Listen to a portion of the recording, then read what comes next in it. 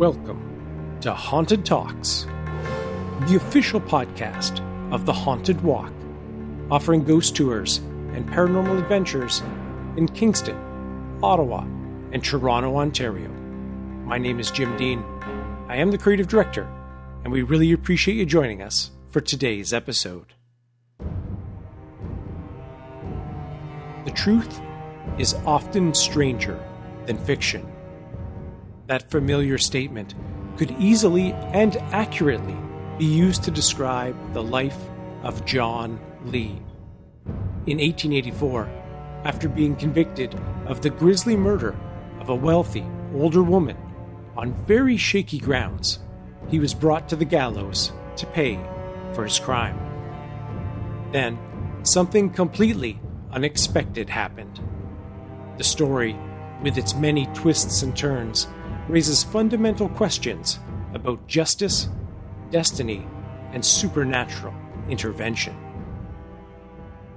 But before we get to that, I would like to express a heartfelt thanks to all of you out there who have been supporting us at the Haunted Walk throughout the COVID crisis. As we mentioned in the previous episodes, we have been unable to run tours since mid-March. So for those of you who have been shopping on our new online gift shop, which includes our new Haunted Walk t-shirts and hoodies, which are must-have items. Thank you so much from the bottom of our hearts for you. For those folks who are buying gift certificates for future tours, thank you. The listeners of the podcast like yourself, and of course those of you who have been leaving reviews and sharing our content, we appreciate everything you are doing to help us be ready to recover and start giving tours as soon as possible. Speaking of that, I do have some very good news to report. That is, on Friday, June 5th, we are going to be resuming our tours in Kingston, Ontario. We've gotten the go-ahead from the city. They're very eager for us to restart. Now, of course, we're going to have to do things a little bit differently, and we're introducing a brand new type of tour, which are called bubble tours. The concept is simple. We can't do large groups right now, so we're going to give a rather unique opportunity to join your very own private haunted walk with a maximum of 4 people from no more than 2 households. These socially distanced tours are going to be a really unique experience, something we have never done with groups this small. So if you've ever wanted your own private haunted walk, now is the time to take advantage of that if you live around Kingston. Tickets are up for sale now on our website, hauntedwalk.com. We are looking forward to resuming as well in Ottawa and Toronto as soon as it's safe to do so, and of course we'll be relying on the local authorities there to let us know when the time is right to begin. But we are very eager and very excited to be offering tours once again starting June 5th in Kingston. If you have not already, be sure to subscribe to the podcast so you know when our new episodes are coming out. And if you're so inclined, it always means a lot to us to see those 5-star reviews coming up wherever you listen to us. If you know anyone who enjoys the kind of spooky and dark content we cover on the show, we certainly would appreciate a recommendation. Be sure to follow us on Facebook, Instagram, and Twitter, all 3 at Haunted Walk. The year is 1884, and a terrible murder is about to be committed in the small village of Babbacombe, England. The victim is a wealthy and eccentric 68-year-old, Miss Emma Keyes. She lives in a curious, old-fashioned dwelling, with a thatched roof and veranda standing at the very edge of the water at the bottom of an opening in the cliffs, which was wooded right up to the top, thereby shutting the house almost entirely from the view of passers-by on the road above. While the place is a charming spot in the summer, in the winter it has a wild, solitary, and somewhat desolate appearance. It is a pretty marine villa, valued at the time, with the surrounding grounds, at £13,000, which would just be under 3 million Canadian dollars today. And it had hosted yachting excursions for several members of the royal family, including the Prince of Wales, who would later go on to become King Edward. In the house, Miss Keyes lived with 4 servants, 3 women and 1 young man.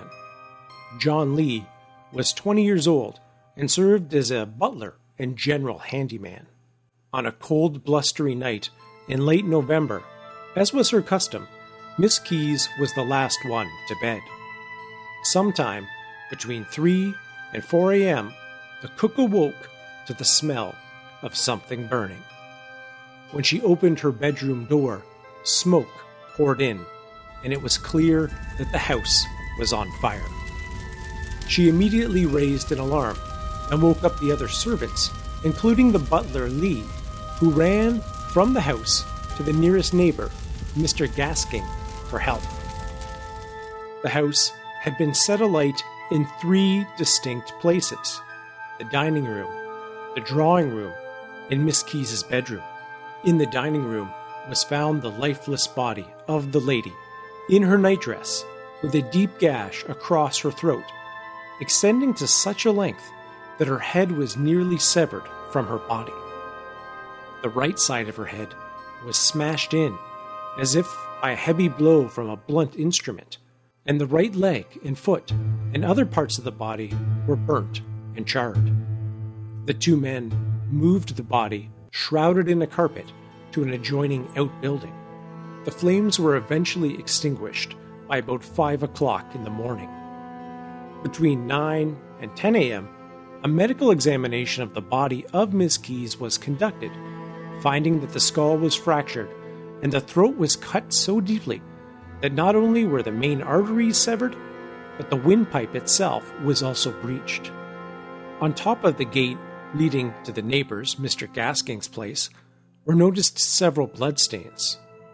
Now, an explanation was given that Lee's hand and arm were bleeding at the time from cuts caused by him having broken the glass in the drawing room window to let out the smoke.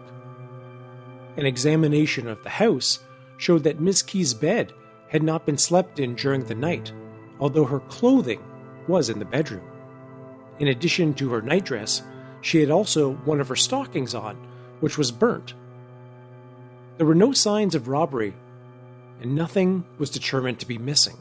The fact that there were 3 different fires certainly indicated to authorities that they had been set deliberately. At midday, John Lee was arrested on suspicion of having committed the murder. An inquiry and trial would soon follow. For the sake of brevity, I'm going to combine the various hearings against John Lee into kind of one package and present to you the key evidence that the Crown or the prosecution used against him. The facts were this: John Lee did have a criminal background and had just finished serving 6 months for stealing his previous employer's silverware before Ms. Keyes had hired him. It was also discovered that the week before the murder, a gallon of oil was purchased, and one of the servants mentioned the fact she left a portion of that oil in the tin and was very surprised to find it empty the morning after the fire. While searching the kitchen, a police constable found behind a box a pair of Lee's socks, which he had worn and taken off after extinguishing the fire, but before his arrest. The sock smelt of oil. Owing to this important discovery, Lee also ended up being charged with the additional crime of setting the house on fire. When the socks were subjected to a microscopic test, a number of hairs were found to be attached to the wool. 2 of those hairs were claimed to be of the same color as Miss Keyes. Blood was also found on the shoulder of Lee's shirt, above any part that would likely be marked by the cut on his arm from breaking the window. When Lee and the neighbors were trying to put out the fire, one of them asked him for something to help knock down the burning timbers. He ran to an outbuilding and came back with an axe that was used to chop sticks and for other household chores. A doctor testified that the axe, due to its size and shape, was the weapon with which Mrs. Keyes had been battered. In a drawer in the pantry where Lee worked and slept was a knife, on which a skilled analyst, with the help of a microscope, claimed to have discovered a trace amount of blood, meaning it could have been used to slit the woman's throat. Despite the fact that Lee's bedroom was right beside where Ms. Keyes was likely killed, and fires intentionally started, he claimed to have heard nothing. William Richards, a postman at Babbacombe, said he had a conversation with Lee about 2 months prior to the murder. When Lee remarked, "I've got tired of it here. If Mrs. doesn't get me a good place soon, she'll wish she had. I'll put an end to someone here before I leave." The postman remarked that Lee was quite sober at the time.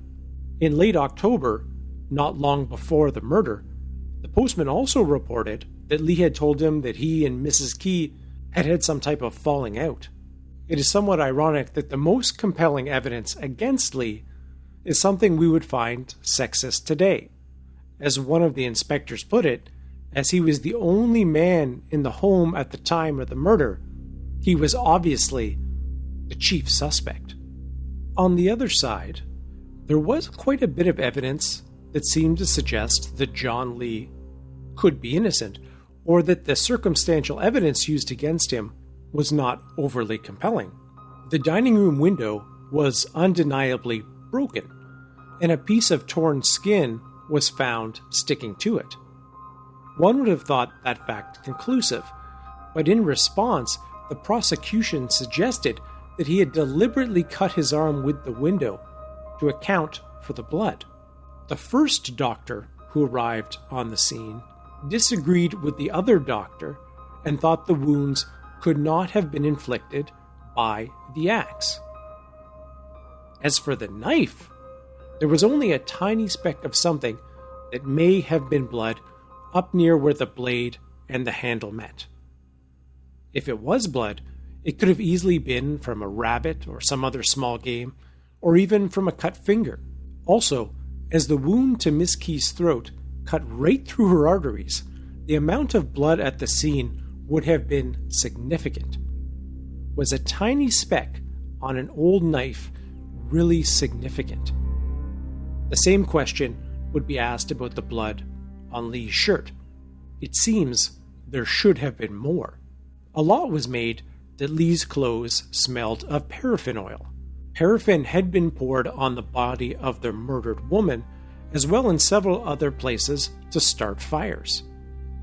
Yet, if there had been no murder, his clothes may have smelled just the same, for it was part of his daily duty to trim and clean the lamps. And further, he helped carry the paraffin-soaked body of Miss Keyes to the outbuilding where it was placed after the discovery of the crime. All throughout the final trial, those in the courtroom were amazed at the calmness and the serenity displayed by Lee. Despite the fact that all of the evidence used against John Lee was circumstantial, he was found guilty and was sentenced to meet his fate at the end of the hangman's rope. After the verdict was read, the judge directly asked Lee about his stoic demeanor, to which he replied, "The reason, my lord, why I am so calm is that I trust my God, and he knoweth that I am innocent." While he awaited his execution date, John Lee wrote letters to his relatives, his parents and his sister, and his sweetheart. He protested his innocence to all. Nearly everyone, outside of those precious few, believed him to be guilty of a horrific crime. Therefore, there was no great public outcry for a reprieve or a lighter sentence, despite the best efforts by his parents to marshal some support. Only 2 days after the verdict, Lee wrote the following letter to his parents. "Dear Mother and Father, a few lines, hoping this will find you much better after the first shock. I hope you will bear up as well as you can. I am quite happy and well, and am quite prepared for home above. You must trust in God the same as I have. I do not know when I was ever happier than I am now, because I know where I am going. It is a pity that you should have stopped to hear the sentence. I heard you crying behind. I hope you got home all right. I know that you feel it more than I do, but you must not think of things in this world. You must pray to God to meet me in heaven. I will pray for you the little time that I have to live. Dear Mother, if ever you would like to come see me before I die, you must write the governor of the prison and tell him the day you will come, or else you cannot see me. You can write me at any time. Give my love to Millie. Tell her I have trusted in the Lord, and she must do the same, and meet me in heaven. I am happier than I should be if I were out. What does it matter about a few years in this world? We must all leave it sometime. You can come and see me. Just let the governor know. I cannot think of anything more to say at present, so I must say goodbye, and we must trust in God. From your affectionate son, J. H. Lee. Lee so maintained his innocence throughout his imprisonment in the condemned cell that it made a significant impact on those prison guards and officials who witnessed it, many of whom would later publicly state that they believed him to be an innocent man. On the night before the execution, he received the Holy Sacrament in his cell. 3 people took part in the sacred service: the chaplain, the schoolmaster, and the condemned.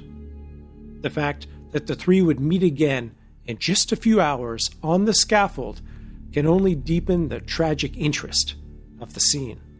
The chaplain, rising to the seriousness of the occasion and his own position, spoke very straight to the convict. Now, John, if you have anything to say, you must say it now.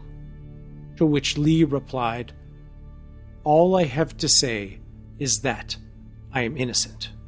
True to his holy office, the chaplain still strove to get an 11th hour confession, pleading, you are going to die in the morning. To which Lee replied again, then I shall die innocent. That night, John Lee slept well. In the morning, he did report to one of the prison guards that he had a very strange dream. He said, I dreamt that I shall not be hanged today. I saw myself taken to the scaffold, but it was not ready, and they brought me back again. After relating his dream on that last morning, Lee rose and dressed. He engaged in prayer with the chaplain, had breakfast, and then sat down to write his parents, his sister, and his sweetheart. The letter to his parents on the morning of his scheduled execution reveals to us the spirit in which Lee regarded the proceedings about to take place against him. Dear Mother and Father, I now take my pen to write to you a few lines before leaving this world. I know this is a great trial for you to bear. I know it is harder for you than for me, but we must trust in the Lord Jesus Christ and ask him to help us through this great trouble. We must forgive our enemies and ask God to forgive them. I forgive them all, and the Lord will forgive my sins, which are a great many. Dear Mother and Father, I hope we shall meet all in heaven. There are a lot of friends offering prayers to our Lord for me, and I hope their prayers and mine will be answered. Please pray to God and ask him to help you, and he will. I am quite happy and hope the Lord will give me the strength to meet my doom. My dear Father and Mother, I hope these few lines will give you comfort. It is all I can give you in this world, and I hope you will pray to God to meet me in the next. I do not see that I need to write any more, as it will do no more good. Please give my kind love to all and to yourselves. So I think I must say goodbye forever in this world, but I hope to meet you in the next. So I must say goodbye. Your affectionate son, John Lee.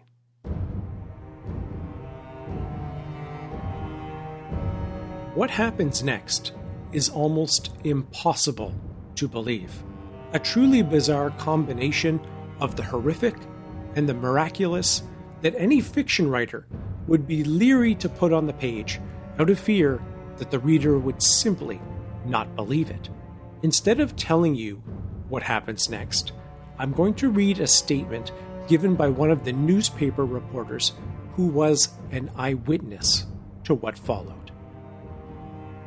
It is 7:30 on the morning of February 23rd, 1885, when I stand knocking at the grim portals, which are for the time being the center of interest for thousands of spectators. Coming over Northern Bay, I pass them in crowds, occupying every vantage point with eyes directed towards the prison. Here at the gates, I have had to elbow my way through huge groups of them. Personally, I wish I had not come. The seeing of a fellow creature strangled, even when the proceeding is invested with solemn sanction of the law, is a sort of thing which gives one a cold shudder. But I reflect that others are here also, and it is no time for me to show the white feather. Therefore, I reassure myself and an equally concerned colleague with the consolation that it will soon be over, and that after all, it is better to be the spectators than the actors in such a scene. Our reflections and our remarks are interrupted by the arrival of the official charged with the duty of escorting us to our assigned place, an upper room on one side of the prison yard, right opposite the coach house, which was to be fitted up to serve the day's dreadful purpose. But first, we are permitted to stay in the central hall to watch the passage of the procession. Here I am standing, all eyes and nerves, when a shuffling and a mumbling in one of the long corridors announces its start. The shuffling resolves itself into a solemn pacing. The mumbling of the chaplain's voice, subdued and agitated, yet only too clearly to be heard and apprehended. He is reading the burial service for a yet living corpse who follows. Man is born of a woman, hath but a short time to live. Short time to live, short indeed, when it is numbered by seconds, each emphasized by the doleful clangor of the passing bell, even now ringing for that poor mortal's unhallowed funeral. Silent and serious myself, I look to see how he comports himself in this dread predicament. Instinctively, as it were, I know, as anyone here knows, that he will not falter. We who have watched his bearing throughout one trial or another have learned to look upon him as a man of iron nerve. Never yet has he quailed in the face of an accuser or of a judge. Innocent or guilty, it is not for us here to decide. That has been settled, rightly or wrongly, by wiser heads than ours. His boyish features are pallid as those of death. His suit of black makes their whiteness whiter still. His countenance somehow seems to conceal an intense agony, yet there is no trace of terror. His strong lips, as tightly drawn as ever, will not quiver for fear for 1,000 deaths. His eyes, that surely should have pleaded for our pity, scanned us in passing with indifferent curiosity. His step is firm, his form erect, his head thrown back, almost in defiance. His whole bearing is that of one who has schooled his will to betray no token of inward feeling. I remember someone remarking that either he had the strongest nerves in the world, or no nerves at all. Thank God, it is nearly over now, both for himself and for us. He has passed with his grim procession, walking not literally, but actually in the shadow of death, for there, at his very elbow, moves the sinister figure of the executioner, a sight of itself enough to strike terror to the heart. Even at this moment, the chaplain's voice is sounding on the raw morning air of the prison yard.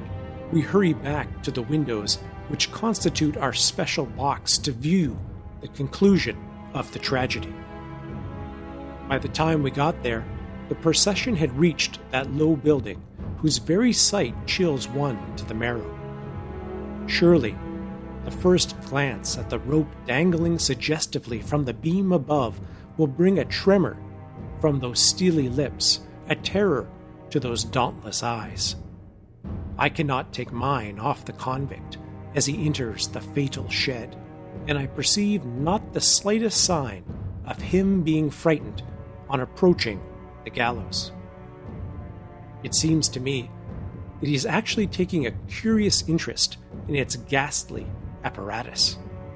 He looks down at the trap, aside to the lever standing in fateful readiness for operation, and then, as he takes his stand at the direction of the warden, he deliberately glances upward. For a second, the sight of that stern white face, upturned in the gloom of the covered shed, makes a picture which will be with me till I die. But it seems to me rather as if he is looking to satisfy himself that the rope is securely fastened.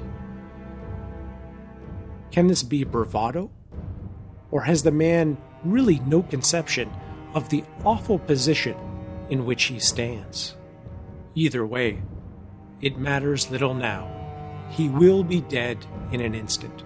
In fact, he is already gone, for the white cap is upon his face, and almost before I can close my eyes to shut out the hideous sight, the hangman steps back and pulls the lever. I hear the creaking of the bolt, and a feeling of sickening as I realize that when I reopen my eyes, I shall see nothing but a quivering man. John Lee, murderer or murdered, is no longer in the hands of earthly justice. Thank God, the long, drawn-out tragedy is over. But God of heaven, what is this? That figure with the white cloth over its face and the noose around its neck is standing there before us. Something has gone wrong with the apparatus. The bolt has not worked, or the trap has not fallen. As I watch, my eyes, in spite of myself, riveted upon the awful sight, the executioner is again straining at the lever. Warders are stamping on the boards that were constructed to give way at the mere movement of the bolt. Straining and stamping goes on. It is harrowing in the extreme. Oh, why don't they get it to work somehow? The man was never sentenced to remain alive after his execution. It's awful, but it can't be helped now. They have actually moved the victim and placed him for a moment at the back of the building while they put right whatever it is that has gone out of gear. There, the bolt works freely. The trap has gone down with a dull, hollow thud. This time, it will be done. But for heaven's sake, be quick. It is worse than torture to keep that poor wretch standing there, listening to the whispered consultations and the hurried attempts to rearrange the scaffold. Out of pity, one feels one could push him on the fatal trap and pull the bolt oneself. Lord, have mercy upon us. Our lips are dumbly following the chaplain as, in choking tones, he resumes his sacred reading. The prisoner is again in position with his legs retied, his horrid necktie adjusted, and for the second time, everyone stands clear. The lever is pulled again, and again, to our horror and surprise, the apparatus fails to act. Stamping is useless. The executioner, getting excited, jumps upon the trap with all his might, and we tremble at the double horror of seeing both disappear together. But the trap stands firm, as if riveted, and somebody or other gives the order for a respite. Again, untied, the prisoner is brought out into the yard. Are they taking him back to his cell alive? It is to be hoped so. If they have not had enough of this terrible business, we have. We came to see the man instantaneously executed, not slaughtered in cold blood. They leave him a few yards clear of the shed, and they leave him as they continue their efforts to get the mechanism in working order. He has the cruel cap still over his face. Otherwise, he would be looking straight at us. And which of us would dare to meet his gaze? Certainly I could not, for the business is making one feel as a murderer might if he subsequently met his victim face to face. Thus shrouded, we all watch with pathetic interest for some sign of his emotions under this awful ordeal. And still, he is a mystery to us men of ordinary mold and ordinary temperament. Never a shiver, never a moan, never a word. Whatever the expression on his hidden face, he stands there erect, unfaltering, with the same inflexible indifference we have seen before. I look at my watch. It is 6 minutes past 8. The century of agony through which we have all been going has lasted no more than 6 minutes. In that gloom-stricken shed, we can see and hear the hangman testing the trap over and over again. Time after time, they drop the trap, every time sending a shudder through the breasts of all who watch, but leaving the silent, shrouded frame unmoved.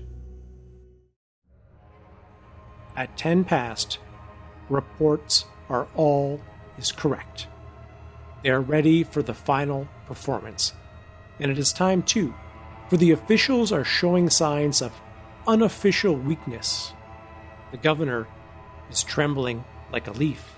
The schoolmaster is turning his face away from further contemplation of the heart-rending spectacle. The under-sheriff is almost in tears. The surgeon is apparently considering whether humanity does not demand his interference. The chaplain is as white as the cloth on the face of the doomed man. His voice, once more, reading with broken emotion. If the harrowing tragedy is much further prolonged, the convict will have to take charge of the execution himself. He is the firmest mind of them all. Without a protest, he obeys the command to replace himself on the scaffold. God knows what his thoughts are as he hears them again stand clear and touch the lever. We who are watching with tearing eyes take in every moment. As the bolt creaks, there is a visible jerk. He is going this time. God help him. But strange as ever, he remains standing erect. The boards bend, but budge not, and John Lee is still a living man.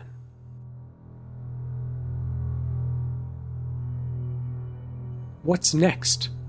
Have the authorities to shoot him? Or will they ask him to commit suicide?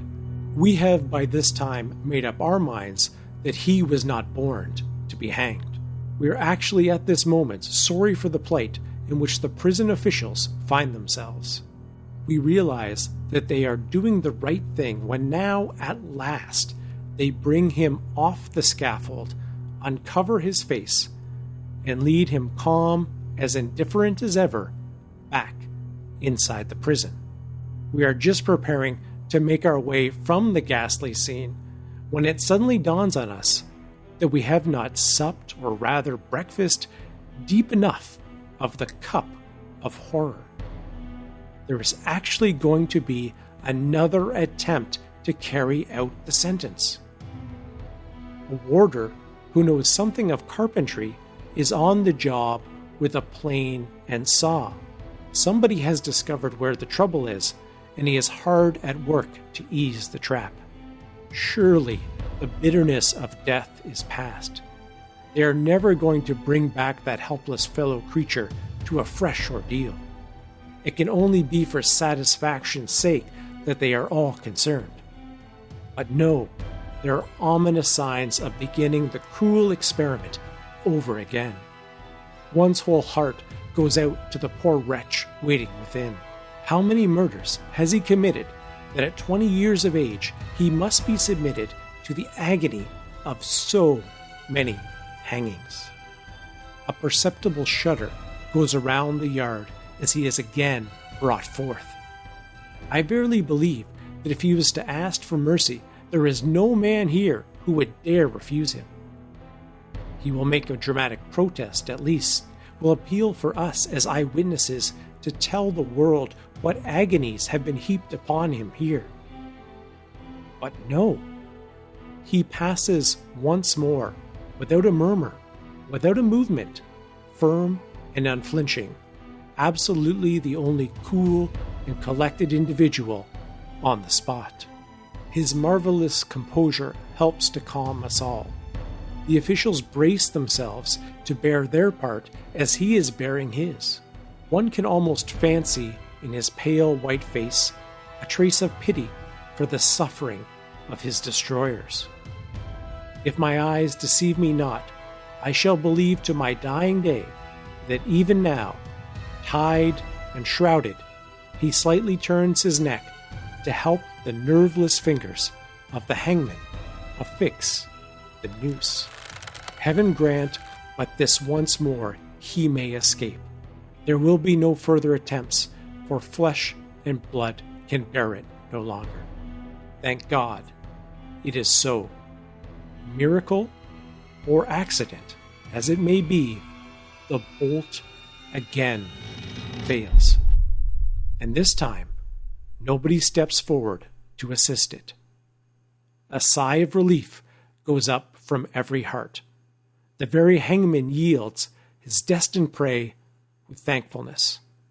And as the clocks in Exeter City are chiming the half hour since he was led forth, a victim bound for sacrifice, John Lee, unbounded and unshrouded, is walking back to the place whence he came, calm and courageous, pitied for his sufferings, admired for his endurance, and there is none among us that feels an unaccountable awe in his presence.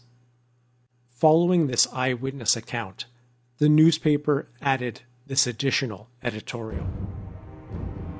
Such is the story, simply yet pathetically told, of the most ghastly scene which human eyes have ever beheld.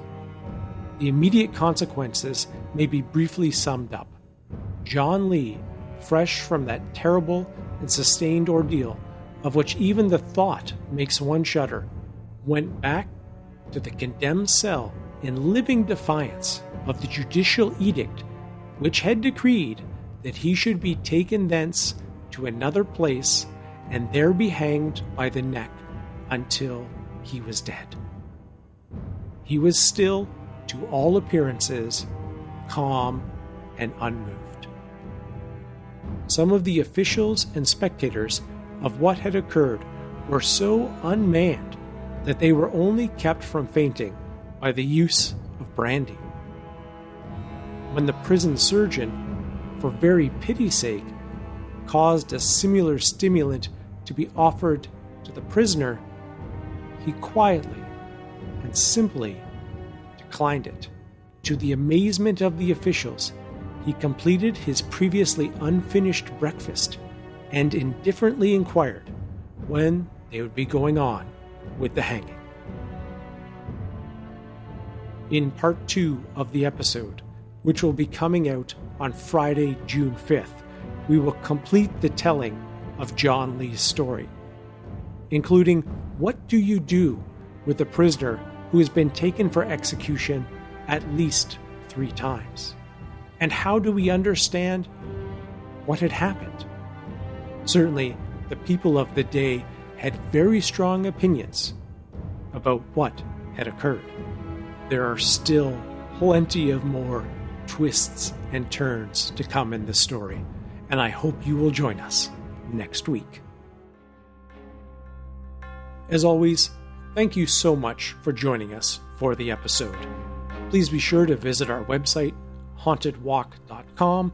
There you can find information and purchase tickets for our Kingston private bubble ghost tours, which are kicking off on Friday, June 5th. And there you can also find links to purchase gift certificates and buy some sweet swag from our Haunted Walk online gift shop if you live outside of the Kingston area but would like to support us as well. Be sure to subscribe to the show wherever you listen to us. And of course, we always love getting a 5-star review.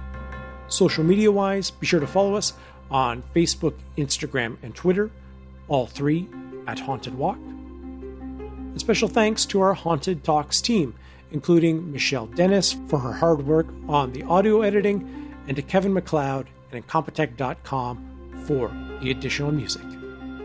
Until we meet again for our big conclusion of the story, I wish you sweet dreams.